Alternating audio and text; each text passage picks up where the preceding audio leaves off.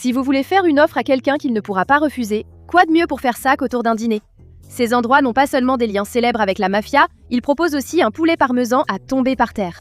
Laissez de côté les plus en vue.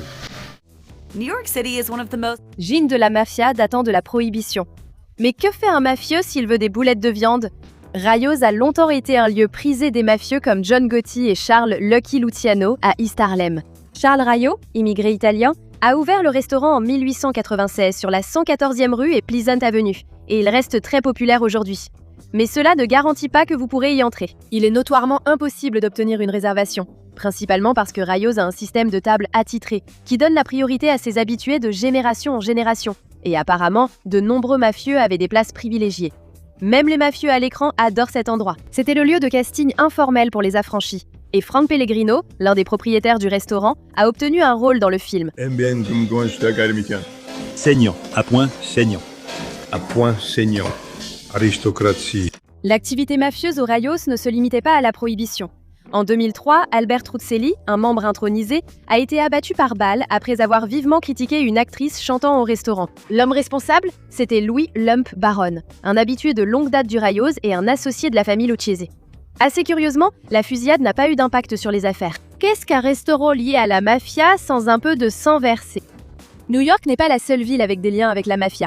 Il y a aussi Chicago, et à Chicago, il y a le Richard's Bar, anciennement Tischer's Tavern, qui a ouvert ses portes pour la première fois en 1926. Au fil des années, le bar a connu son lot d'activités illégales, principalement en enfreignant diverses lois sur l'interdiction de fumer à l'intérieur. Mais il a aussi des liens avec la mafia. La propriétaire du Richard Bar serait la sœur de Robert Bobby Dominic, associé présumé de la mafia de Chicago, lié à Joseph le clown Lombardo, et le bar serait le repère de le clan de Grand Avenue. Les liens présumés du Richard avec la mafia ne sont que des rumeurs, mais les gens en parlent. Sur Yelp, certains avis évoquent une ambiance mafieuse ou le décrivent comme un bar mafieux à l'ancienne. L'emplacement original de l'Umberto's Clam House à Little Italy est emblématique, non seulement pour ses liens avec la famille criminelle génovaise, mais aussi pour avoir été le lieu d'un célèbre règlement de compte mafieux. Le restaurant a été ouvert en 1972 par Umberto Ianello, à l'angle de Mulberry et Esther. Son fils, Matthew Matty the Horse Ianello, deviendra plus tard le parrain par intérim de la famille génovaise. Des années avant, 2 mois après l'ouverture du restaurant, Crazy Joe Gallo de la famille Colombo y a fêté ses 43 ans. Un an auparavant, Joseph Colombo, parrain de la famille, avait été abattu et paralysé lors de la journée de l'unité italienne, et beaucoup soupçonnaient Gallo d'être responsable. À son arrivée chez Umberto tôt le matin, la nouvelle s'est vite répandue. Gallo a été abattu par 4 membres de la famille Colombo. Et ils sont passés par la cuisine du restaurant et ils ont simplement commencé à tirer. Umberto's a déménagé, mais les visiteurs continuent d'aller à l'ancien site lors des visites autoguidées de la mafia à New York. Il est difficile de faire disparaître un bar classique de Chicago, et l'ancien Checker reste bien vivant. Ce bar de contrebande et bordel était le favori de nombreux mafieux, dont Al Capone. À l'époque de Capone, le 226 Club comprenait un bar clandestin et un bordel à l'étage. Certaines sources disent que Capone y jouait un rôle clé. Une trappe secrète menant au sous-sol permettait de fuir le club. Aujourd'hui, l'ancien Checker vend de l'alcool légalement, tandis que le bar clandestin prend la poussière au plafond. Pas d'inquiétude, un nouveau bar clandestin a ouvert. Ce n'est pas le 226 Club, mais le Club X, ravira les amateurs de mafia nostalgiques de l'époque Capone. L'entrée secrète est dans l'ancien Checker. Trouvez le bon tableau derrière lequel passer et sentez-vous comme une gangster en entrant dans une opération clandestine de contrebande d'alcool. Pas d'inquiétude, le Club X est légal. Rares sont les restaurants new-yorkais ayant accueilli un règlement de compte mafieux. Mais c'est le cas du Sparks Steakhouse. Le chef de la famille criminelle Gambino, Paul Castellano, est mort dans ce restaurant du Midtown, bien que son emplacement d'origine fût à quelques kilomètres au sud-est. À l'hiver 1985, Paul Castellano a été abattu par 4 hommes masqués devant le Sparks, avant d'atteindre la porte. Un autre membre de la famille Gambino a commandité l'assassinat, John Gotti. Nous travaillons sur la théorie selon laquelle il était peut-être considéré comme un poids. Avec Castellano écarté, Gotti a pu gravir les échelons et prendre le contrôle des opérations de la famille. Malgré de nombreuses tentatives infructueuses d'emprisonner Gotti, il fut finalement condamné pour l'assassinat de Castellano, liant à jamais le Sparks Steakhouse à l'histoire de la mafia. Ouvert comme Corona Super Club en 1960 par les parents d'Anthony Tough Tony Federici, le Parkside Restaurant dans le Queens a été renommé par Tony lorsqu'il a repris l'affaire 20 ans plus tard. La cuisine italienne n'était pas sa seule spécialité. On disait qu'il était haut placé dans la famille criminelle génovaise et utilisait le Parkside comme quartier général de la mafia. Le restaurant, toujours ouvert et géré par sa famille, attirait des clients de haut niveau, des célébrités aux politiciens et bien sûr d'autres mafieux. À sa sortie de prison, Anthony Fat Tony Ribito, consigliere des Bonanno, s'est vu interdire l'accès au Parkside et à d'autres restaurants. Tough Tony a surtout évité les accusations fédérales de mafia, mais il a été arrêté en 2000 pour avoir tiré sur des faucons depuis le toit du Parkside. Les faucons attaquaient ces précieux pigeons domestiques gardés là-haut. Malgré la réputation qui lui était associée, à lui comme à son restaurant, Federici était aussi un membre respecté de la communauté du Queens. Décédé en 2022, il reste dans les mémoires pour sa personnalité attachante et sa générosité. Peu de restaurants liés à la mafia ont su préserver leur passé, comme le Green Mill à Chicago. Considéré comme le plus ancien club de jazz du pays, le Green Mill, ouvert en 1907, fut l'un des lieux favoris d'Al Capone.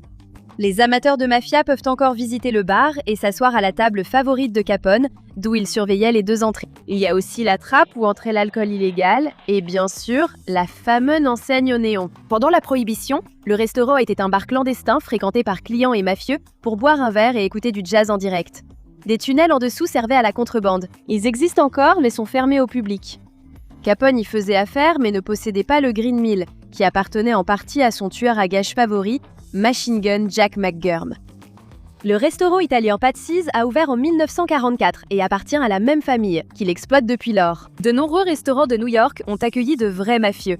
Mais Patsy's est surtout lié à la famille mafieuse fictive la plus célèbre d'Amérique. Le Parrain est un film de mafia emblématique, adapté du livre de Mario Puzo, qui ne s'est pas uniquement inspiré de personnes réelles. On dit que Puzo s'est inspiré de personnes réelles rencontrées au restaurant Patsy's, qu'il a même cité dans son livre. Bien que l'adresse était différente, le restaurant était décrit comme un lieu fréquenté par Luca Brasi. Qu'est-ce que c'est que ça? C'est un message sicilien. Ça veut dire que Luca Brasi dort avec les poissons.